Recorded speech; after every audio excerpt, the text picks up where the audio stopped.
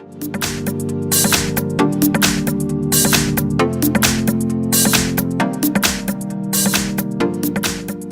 have KRUGER MATZ Live 7 and let me show you how to clear browser data on the following device.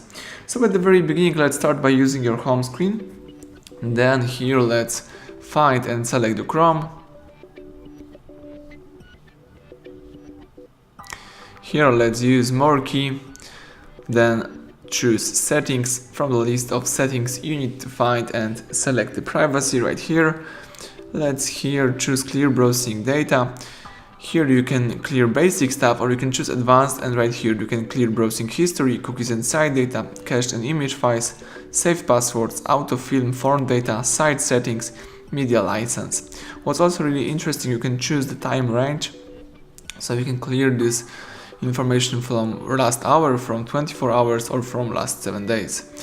In my case, let me even choose all time and just clear everything, tap clear data, and everything went well. Thank you for watching. Please subscribe our channel, leave thumbs up under the video.